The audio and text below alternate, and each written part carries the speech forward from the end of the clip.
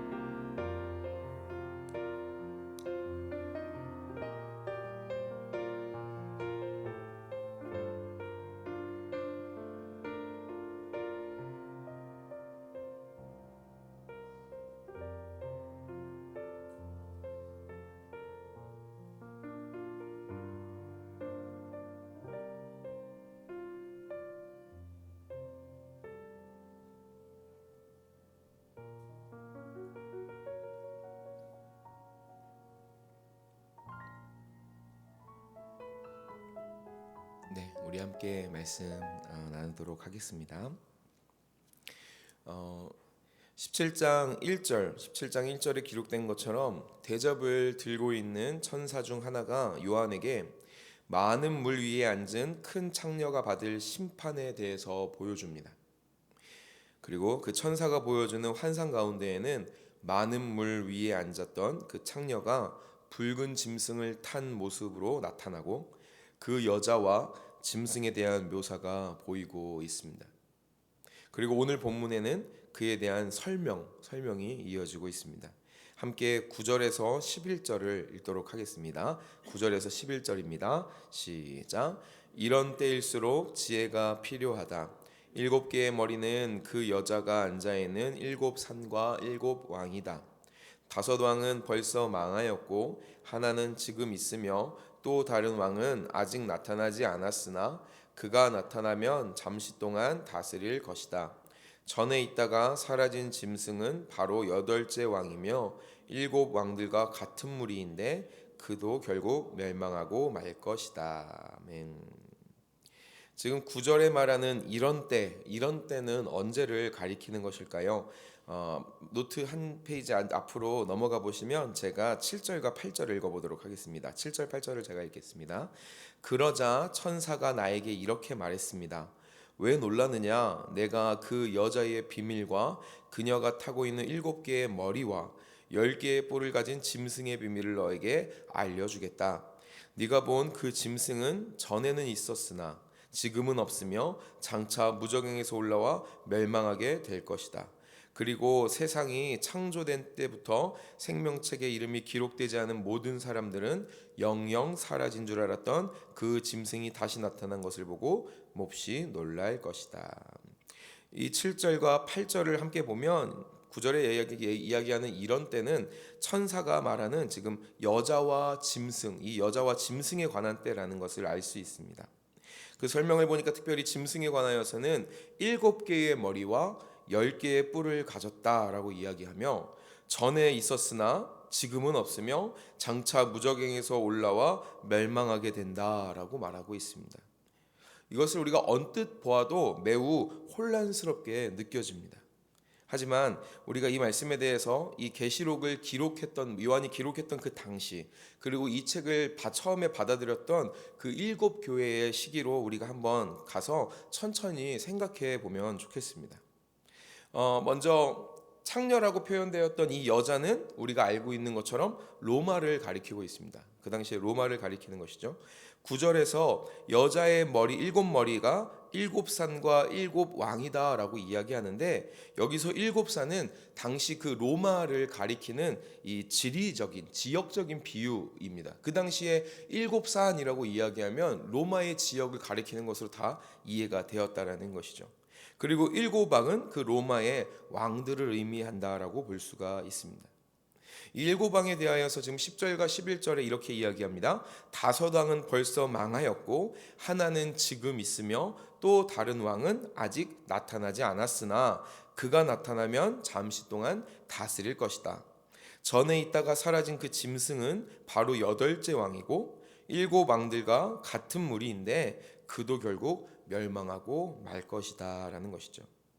사실 이 역사 안에서 5왕을 누구를 가리키고 있는지 그리고 지금의 하나는 또한 누구인지 아직 나타나지 않은 왕이 누구인지에 대해서 정확하게 아는 것은 결코 쉽지가 않습니다. 그 이유는 그 로마의 역사 안에서 그 왕을 카운트할 때에 있는 그대로 정확하게 마치 우리 조선 왕조의 태종, 태세문란 이런 식으로 하나 이렇게 헤아리는 것이 아니라 자기들의 관점을 가지고 그 관점 안에서 중요한 왕들을 계수하는 것이 일반이기 때문에 그렇습니다. 그리고 이것이 그 당시 이해를 가지고 보면 이상한 것이 아닙니다. 우리 마태복음 1장에 보면 예수님의 계보가 나오지 않습니까? 예수님의 계보에서도 다윗의 왕조 그 역사 안에서 14대 14대씩 끊고 있는데 그 14대가 정확하게 14대가 아니라 다윗의 왕조의 역사 안에서 중요한 사람들에 맞춰서 14대를 끊고 있는 것을 우리도 볼 수 있는 것이죠. 다시 말해서 지금 본문이 말하고 있는 왕들이 정확히 누구인가 이것을 따지는 것이 중요한 게 아니라 중요한 것은 7이라는 그 의미 있는 숫자 일곱이라는 그 의미 있는 숫자와 함께 표현하는 일곱 왕이 로마의 왕 전체 또는 그 로마의 왕 일반을 가리키고 있다라고 보아야 한다라는 것입니다. 그럼 일곱 왕은 그런데 그럼 여덟째 왕은 도대체 누구냐? 여덟째 왕은 누구냐? 이 여덟째 왕에 대해서 많은 학자들이 그 당시에 지배적으로 유행했던 하나의 이야기에 대해서 입을 모으는데 그것이 무엇이냐면 네로 황제 아시죠? 네로 황제의 환생설이 그 당시에 굉장히 지배적인 이야기였다라고 합니다. 지금 말씀을 통해서 혼란스럽게 보고 있는 것처럼 아주 그 로마는 그 당시에 복잡하고 불안정적이었다라는 것이죠.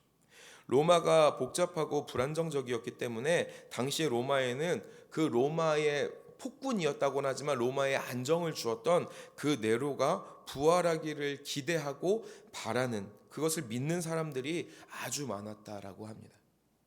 이를 잘 나타내는 표현이 어제 묵상했던 말씀이고 제가 아까 읽었던 그 8절의 말씀에 네가 본 그 짐승은 전에는 있었으나 지금은 없으며 또 장차 무적행에서 올라와 멸망하게 된다라는 이 표현이 이 당시에 그 사람들의 생각을 뒷받침하고 있다라는 것이죠. 그러면 사랑하는 여러분 10개의 뿔은 또 무엇을 의미할까요? 10개의 뿔. 우리 함께 12절을 읽어보도록 할까요? 12절입니다. 시작. 내가 본 10개의 뿔은 열 왕을 가리키며 그들은 아직 나라를 얻지 못했으나 짐승과 함께 잠시 동안 왕권을 받을 것이다. 아멘. 10개의 뿔은 열 왕을 가리킨다라고 이야기합니다. 그들은 아직 나라를 얻지 못했다라고 하는 것으로 보아 그 당시 로마의 속국으로 있었던 나라들을 의미한다고 볼 수 있습니다. 그리고 그 속국들은 짐승과 함께 잠시 동안 왕권을 받게 된다라고 말하고 있습니다.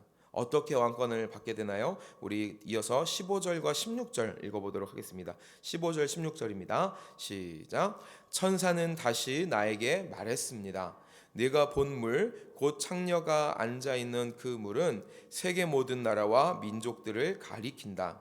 내가 본 그 열뿔과 짐승이 창녀를 미워하여 그녀를 망하게 하고 벌거숭이가 되게 할 것이며 그녀의 살을 먹고 불로 그녀를 태워버릴 것이다. 아멘. 즉 열 왕과 여덟 번째 그 짐승, 여덟 번째의 그 왕을 통하여서 짐승을 통하여서 로마가 무너지게 될 것이다라고 지금 이야기하고 있고 그 로마의 아주 처참한 마지막을 보여주고 있다라는 것입니다. 그런데 우리가 오늘 말씀을 함께 묵상하면서 이 말씀을 묵상하면서 주목하기 원하는 것 그리고 주목해야 하는 것은 환상 가운데 지금 보이는 역사적인 어떤 로마의 역사적인 단편이나 예언의 내용이 아니라는 것입니다. 우리가 주목해야 하는 정말 중요한 것은 하나님의 말씀이 우리에게 주시는 교훈하시는 것은 그것은 무엇입니까? 모든 이 역사의 중심 가운데에 그 역사를 다스리는 주권위에 누가요? 하나님이 계시다라는 사실입니다. 함께 17절하고 18절도 읽어보면 좋겠습니다. 17, 18절입니다. 시작. 하나님은 그들이 한 마음이 되어 자기들의 나라를 짐승에게 바쳐 그분의 뜻을 성취할 마음을 갖게 하셨는데 이것은 하나님의 말씀이 이루어질 때까지이다. 그리고 내가 본 여자는 땅의 왕들을 다스리는 큰 도시이다. 아멘. 지금 말씀에 기록되고 있는 것처럼 열 왕이 한 마음이 되어서 그들의 힘을 모읍니다. 그 속국들이 그 나라들이 힘을 모아서 연합군을 만든다라는 것이죠. 그리고 자기들의 그 나라를 자기들의 힘을 누구에게 바칩니까? 짐승에게 바친다라고 이야기하고 있습니다. 그런데 우리가 주목해야 될 것은 그 나라들이 힘을 모아서 짐승에게 힘을 바치고 있는데 누구의 뜻이 지금 이루어지고 있습니까? 그분의 뜻, 즉 하나님의 뜻이 이루어지고 있다라는 것입니다. 그들의 마음에 하나님의 뜻을 성취할 마음을 하나님이 주셨으며 하나님의 말씀이 성취되는 그때까지라고 말씀하고 계신다라는 것이죠. 사랑하는 여러분, 역사의 주관자이시고 온 만물의 통치자가 되시는 분 오직 우리 주 하나님이신 줄 믿습니다. 왜 그렇습니까? 세상 모든 권력도 세상의 모든 힘도 대적할 수 없는 전능하시고 놀라우신 분이 바로 우리가 믿고 의지하고 바라보는 하나님 한 분이시기 때문인 줄 믿습니다. 13절 그 위에 좀 올라가셔서요. 13절하고 14절을 제가 읽어보도록 하겠습니다. 그들은 한 목적을 가지고 그들의 능력과 권세를 짐승에게 줄 것이며 어린 양을 대항하여 싸울 것이다. 그러나 어린 양은 주들의 주이시며 왕들의 왕이심으로 그들을 이길 것이며 또 부름을 받고 선택된 진실한 신자들은 그와 함께 이길 것이다. 아멘이십니까? 아멘. 우리가 우리의 눈으로 바라볼 때에 세상의 역사가 우리의 생각대로 이루어지지 않을 수도 있습니다. 지금 말씀에서 이야기하는 것처럼 나라들이 힘을 모으고 그 힘을 짐승 앞에 바치는 모습이 오늘을 사는 우리의 눈앞에 펼쳐질 수도 있다라는 것이죠. 정말 하나님의 뜻이 이루어지고 있는 것이 맞나라고 우리가 의아하게 여겨질 때도 있습니다. 세상의 힘과 권세가 기세를 아주 등등하게 하여서 온 땅에서 호령하고 하나님을 대적하는 것처럼 보일 때가 있습니다.